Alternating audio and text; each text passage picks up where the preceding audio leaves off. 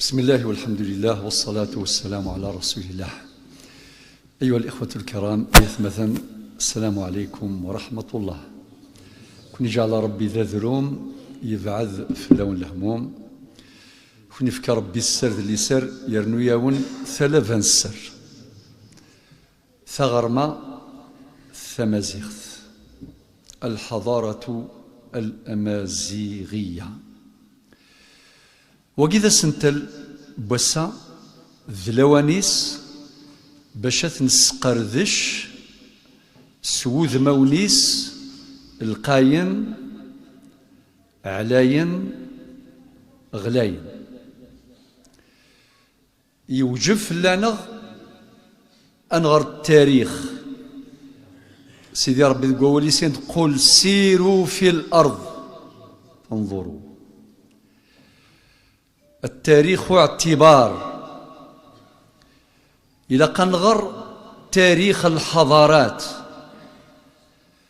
الحضارات يخدموا مذان ذي الدنيث عديدة كثيرة.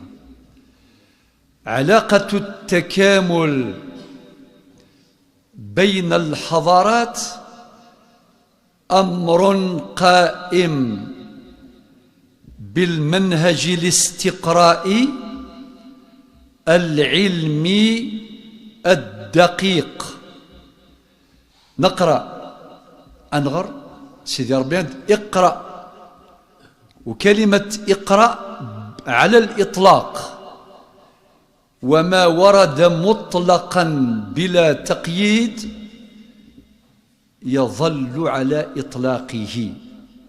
ربدي قرأ غرث نذيث وقرنس قبيلث وينو ذان يوفى وينو ذان يوفى.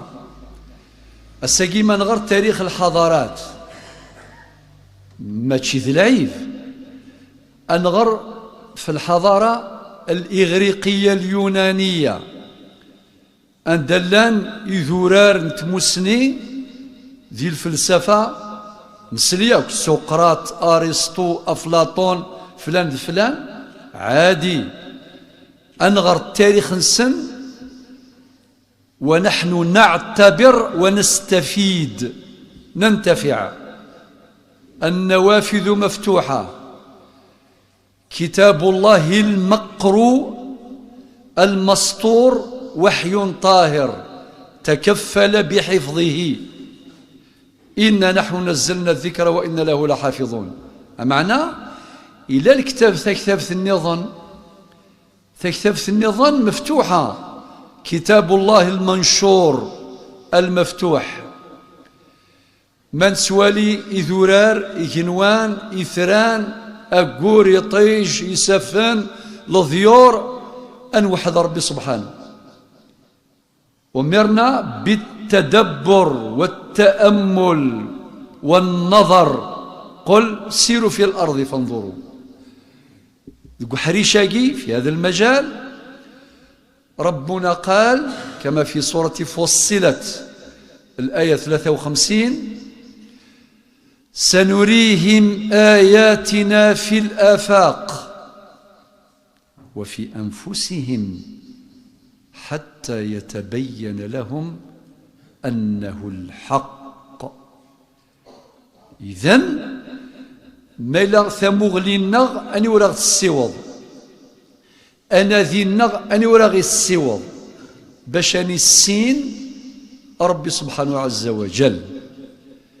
والآيات تترى أكثر من 1000 موضع يتكرر هذا الأمر بالدعوة إلى النظر والتأمل والاعتبار أكثر والتفكر. أكثر من 1000 موضع في القرآن الكريم.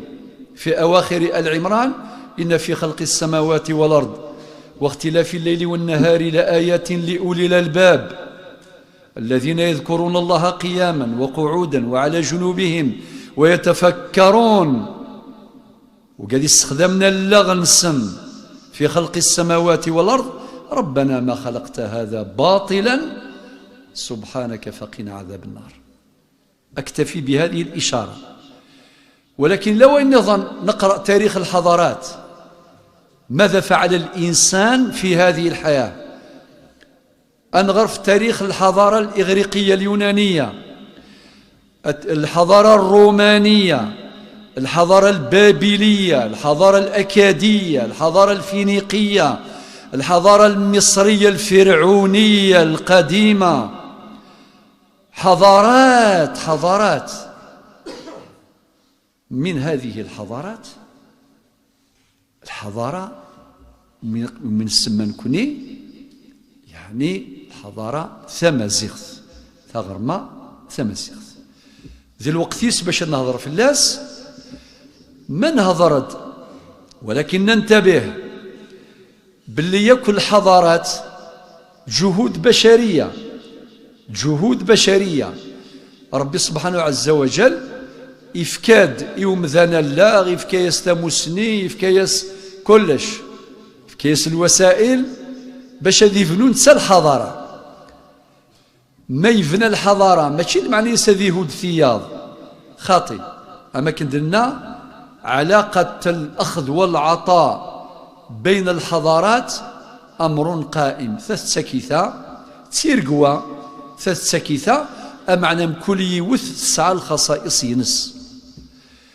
والحمد لله أن ربي سبحانه عز وجل يفكى في اللي يفكى الحرية يوم ذان باش ذي نادي الإنسان مكرم بنص القرآن.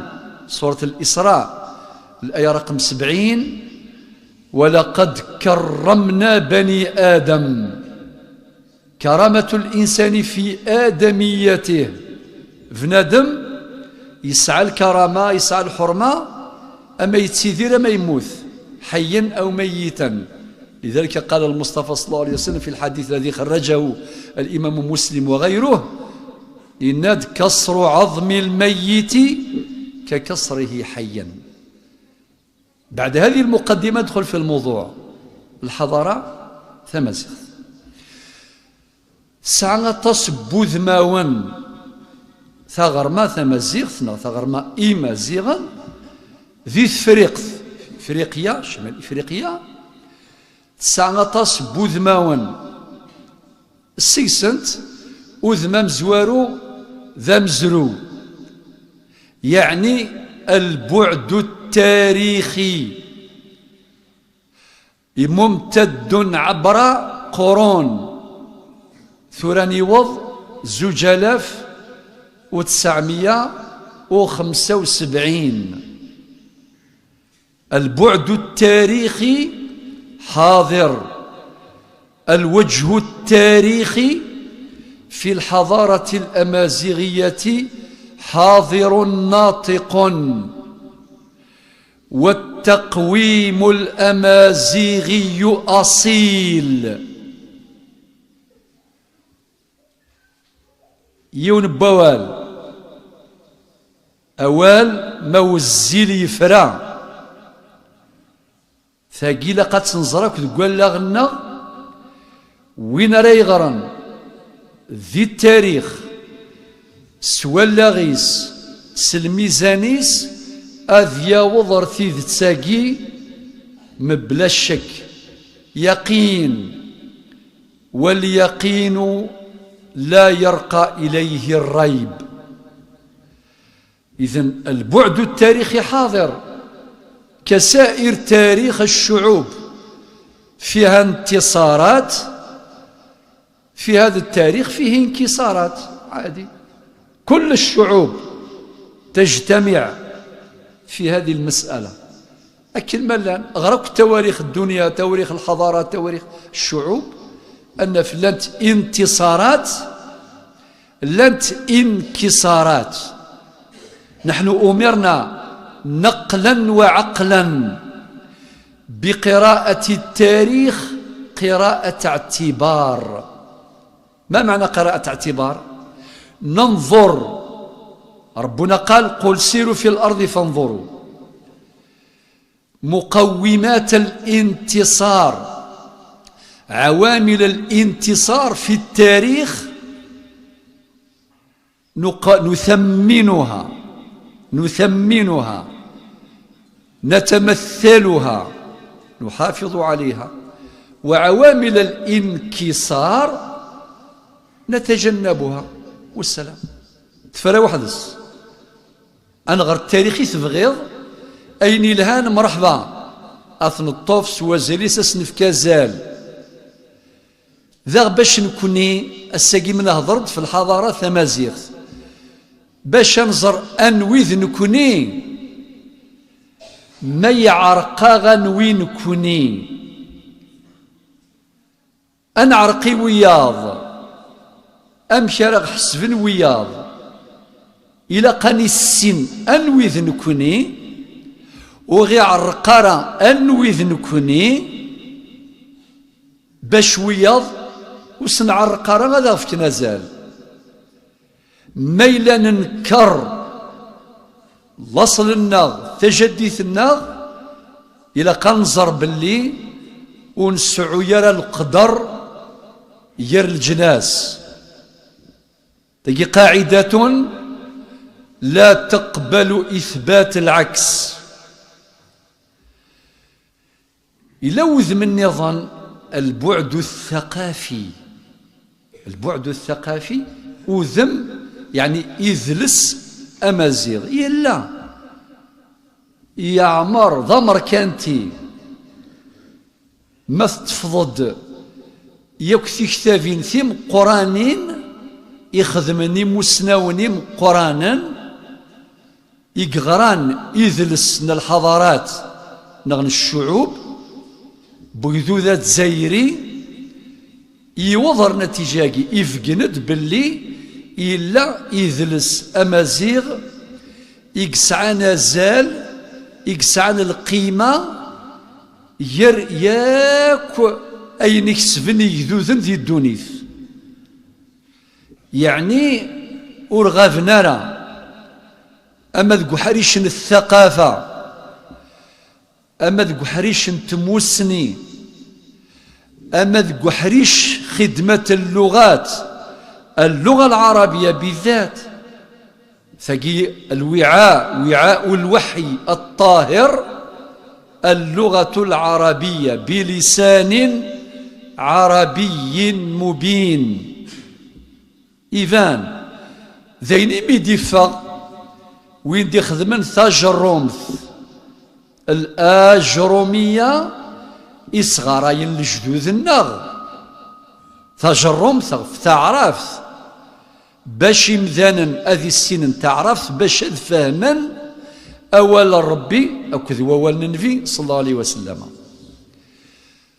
ابن معطي صاحب الألفية ذي تعرفت ذمازيغ ذا قبيلي صافي أتفض ياكل قحريش مرة ويقاد يشرحن سيدي خليل المختصر الفقهي للشيخ خليل هو ديوان من الدواوين الكبرى في المنظومة الفقهية الإسلامية يونو رزم هذا ينكر قرن السيدي خليل ذغا ولكن سيدي ذي القدر ذي القيمة قرن سيدي ذي القدر وثقي ذا قيمة من القيم زر كانت في معمرين النغ لا أنت تسو خدمت أكيد في معمرة سيدي فلان وكي ذي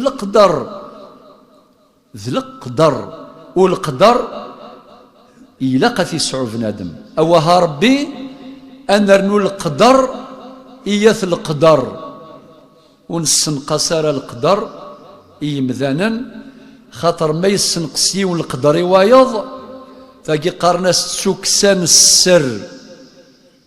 السر وتقبيل لا تشرعيث ولا ثقفيليث.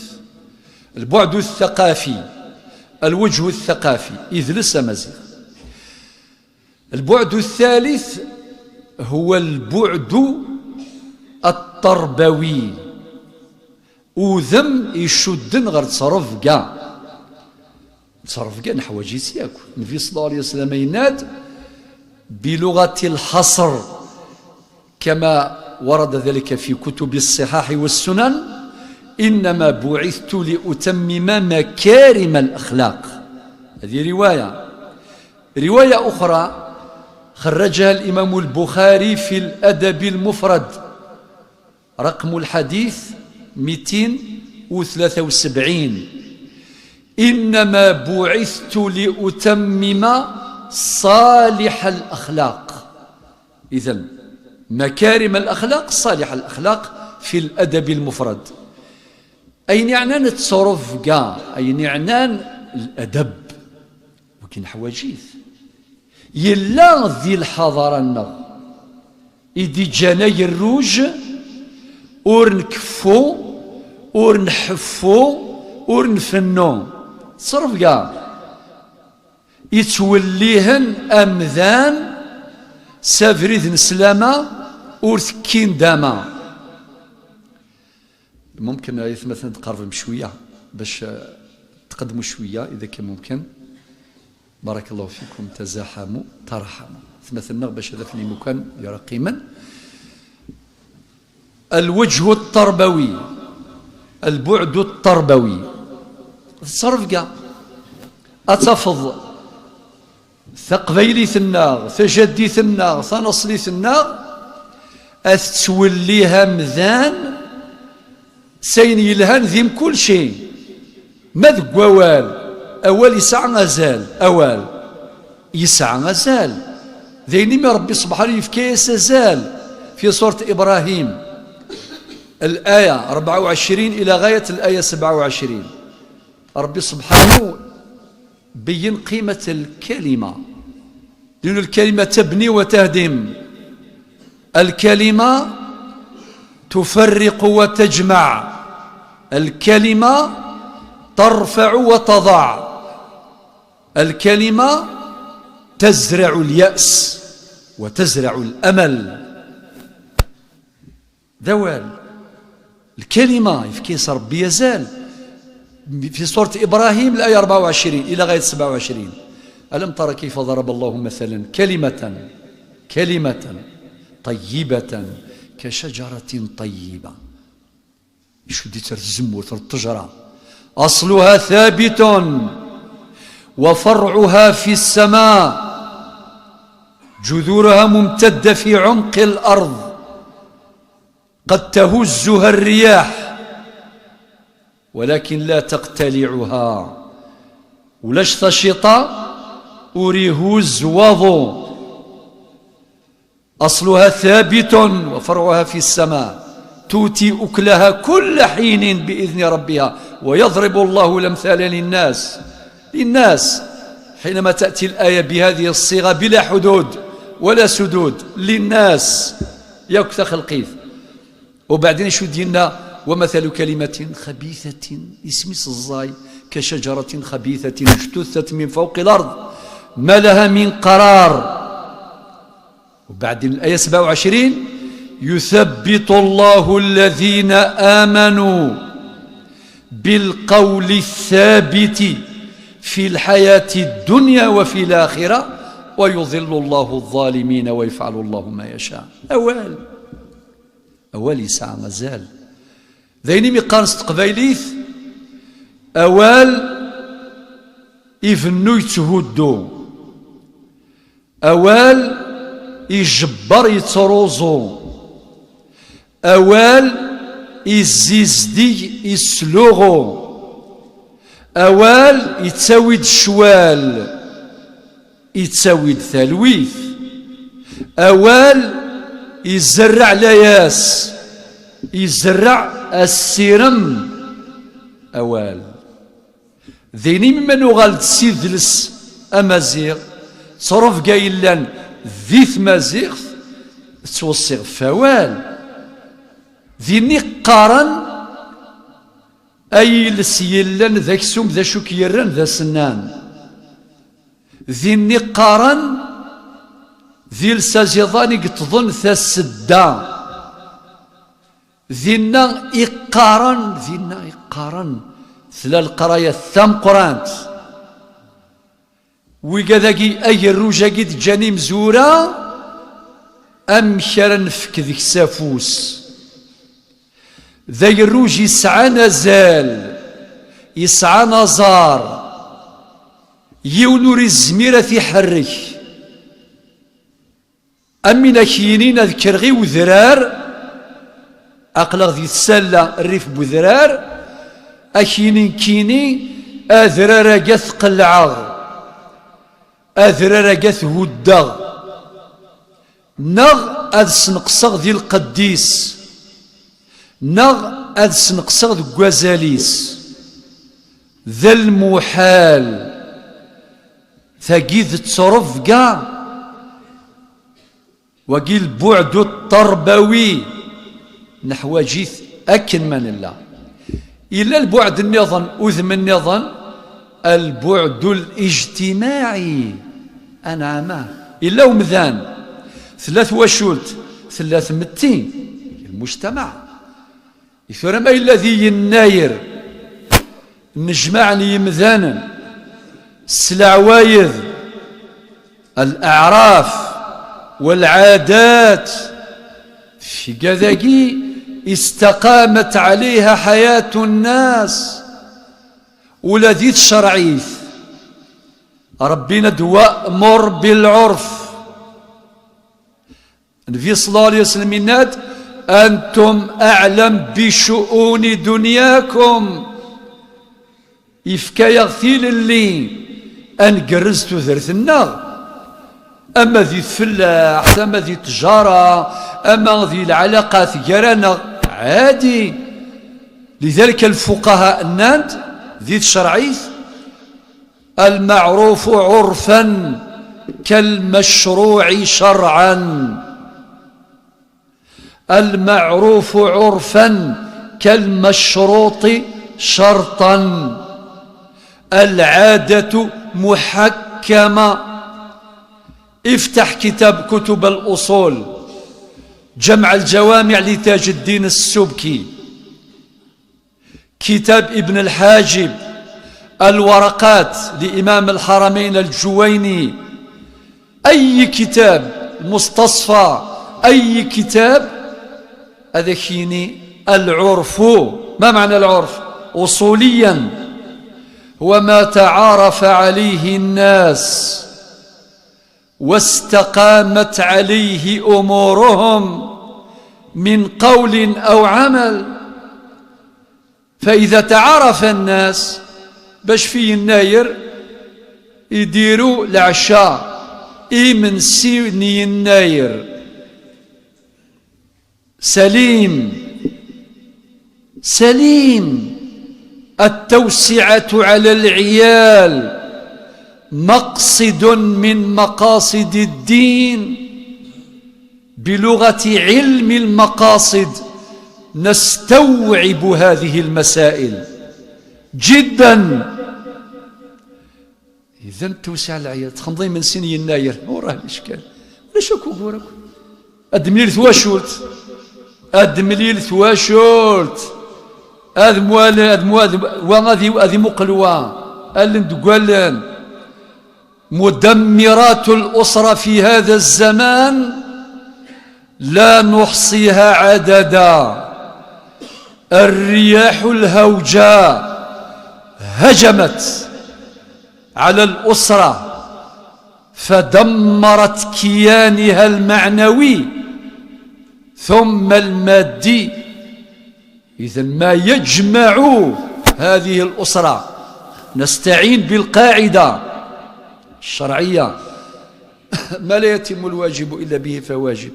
ثم لا ثواشولت أدخل مني من سن يناير فرحان أدحكون العوايد أدحكون في التاريخ في مزروي مزيغا ذا عندي لا وقور ولا شكو وقور ياكو نغتوم ثيموشوها ولا قارنت سو الريف الكانون يتصربي زيك الريف الكانون دي جمعا ثواشولت ولاش صراع الأجيال هذا هم من هموم الدنيا استشكله الفلاسفة والمربون والعلماء والإعلاميون الصراع بين الأجيال، هذا له حل، بل حلول في تراثنا الأصيل.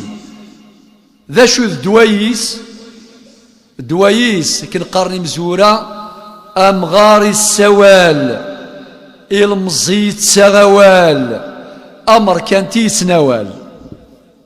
خير الكلام ما قل ودل. أولاقي يفكيغ الثيفراث يوقوراقي البعد الاجتماعي ما خدمن في مشرط وعندي لو ربي فكا غيمسن سلديضا غيفسن. ربنا هو الذي يقول سورة الحديد الآية 7 وأنفقوا مما جعلكم مستخلفين فيه. اللي عنده يشري وكذا ويتلاقى ويديروا عشاء كامل الدشرة والعرش وكذا يفرحوا الفقراء والمساكين وكذا إلى آخره كامل يوني منسي نتساواو أخذمت أثوري السيد السلام أم غار السوال لا يلمزي يتساوال أمر كانت يتسناوال وسيدي ربي ديقار سرح ربي في كاغي مسن تدي ضغي فسن إلا علم الآن يدرس في الجامعات اسمه علم الإحصاء ستاتيستيك. هي ثاشتي مشرط تعطينا الاستاتيستيك أجور بالدقة وين ديروا لنا يظل لي سيدي تسكي هي لا ميزاجور. ثم ربنا اللي تعارفوا سورتو الآن مع انتشار الهمم والأعمال كل واحد وراه تكون مناسبات نستثمرها استثمارا حسنا من أجل تمتين اللحمة تحتاج إلى وحدة. نبينا صلى الله عليه وسلم حينما هاجر إلى المدينة الأنصار ربنا ذكر صفة من صفاتهم يحبون من هاجر إليهم فآخى بين المهاجرين والأنصار. تاريخ الخزرج والأوس والخزرج تاريخ دموي تاريخ بئيس مع النبي عليه الصلاة والسلام ثاين كشمل الإسلام والحمد لله آخى بينهم وكتب في وثيقة المدينة أمة واحدة من دون الناس أنعامه. معليش عندكم خصوصيات عندكم حضارات عندكم تاريخ عادي ولكن سعان ثين سلمث تسدوك اللي يكون. لذلك هذه الأمة الواحدة من دون الناس ما ورد في وثيقة المدينة ترجم لما ورد في القرآن. سورة الأنبياء الآية 92 إن هذه أمتكم أمة واحدة وأنا ربكم فاعبدون. سورة المؤمنون الآية 52 وإن قراءتان هذه أمتكم أمة واحدة وأنا ربكم فاتقون. سورة البقرة الآية 143 وكذلك جعلناكم أمة وسطا لتكونوا شهداء على الناس ويكون الرسول عليكم شهيدا. لماذا؟ ماذا بك تنصرف جهودنا إلى البناء إلى الإعمار إلى توحيد اللحمة؟ هذا العصر لا يقبل الضعفاء لا يقبل المهزومين المنهزمين، عصر يقبل الأقوياء. نعم هكذا الأقوياء في عالم اليوم سواء في مجال الشركات العملاقة أو الدول الأقوياء يتكتلون فيزدادون قوة والضعفاء يتمزقون فيزدادون تمزقا وضعفا. لقي قارن استقبال يغال قلمون صدارا. لماذا تنصرف جهودنا إلى ما لا ينفع؟ لما؟ سنسأل. أوقاتنا أعمارنا أوقاتنا ونقف أمام الله كما قال في آخر ما أنزل سورة البقرة الآية 281 واتقوا يوما ترجعون فيه إلى الله ثم توفى كل نفس ما كسبت وهم لا يظلمون. إذن البعد الاجتماعي حاضر. أتملي الثسد ويثيروا ثيني كلها تمشرط الميسان أن مسامح أنعامه. البعد الإصلاحي وهو عنوان الخطبتين إن شاء الله. البعد الإصلاحي قرني مزورة ما يضرى إلا شوي ضران وقرير يمذانا عادي نرزد في اللوان أنجفر أين يرزن أنفنو أين يهدن أنزيزدي أولوني لغن مزديث أولون أذ شبحا وذموان تاقي تقبايليث تاقي تجديث تاقي تنصليث. البعد الأخير هو البعد الفلاحي، البعد الاقتصادي الفلاحي. رأس العام تقويم الأمازيغي إذا رأس يخفوا سكواس يخفوا سكواساكي معناتها عنده مقاصد كثيرة أبعاد، منها كي يدور هذاك من سي يناير 7 يسوفار. ما معناه 7؟ هذه الحمص، هذه جيل فانت، هذه 7 شو ذا الفال ان شاء الله. يعني سكواس هذه لي ذا سكواس مربوح، ذا سكواس يسعى البركه، ادي يفكى ربي لهوى، ادي يرنو ربي لهنا. هذا شوي لانديس يرنا حتى البعد الصحي. حبينا نتكلموا شويه لولا الزمن لفصلت في كثير من المسائل. البعد الصحي، عالم اليوم الأطباء في العالم يقول الغذاء مدمر للصحة. كثير من السرطانات سببها الغذاء، الماكلة. وراهم يقولوا بيو. ما معنى بيو؟ معناها أنه غلر تجديد. نعم صافي النايرة غير يستحفظ كانوا أني السين القيمة الغذاء الماكلة سيلي زدية طبيعية أنحمل كال حب التراب. هذا حاجة كبيرة بزاف. تحمر ذاك ليك ما تحرز ذاك لنجدك، تحمل ذاك لنجدك، أتزوض أتزرعوض تربط السفك ليك، أتخمط فلاح. الآن الاستراتيجيون في العالم يتحدثون عما يسمى بالأمن الغذائي. أنعمه المجتمع الذي يؤمن غذاءه لا خوف عليه، ولا يتحقق ذلك إلا بحب التراب وخدمة التراب. نخدم ثا فلاح ثكال يناير أغي السلمذ الشياقي أثنغار طاسي قال لك الخير ضم قران داك الروج. إذن والتقويم أو البعد الفلاحي أطاس بولي قلندكس، ولكن ما لا يدرك كله لا يترك جله.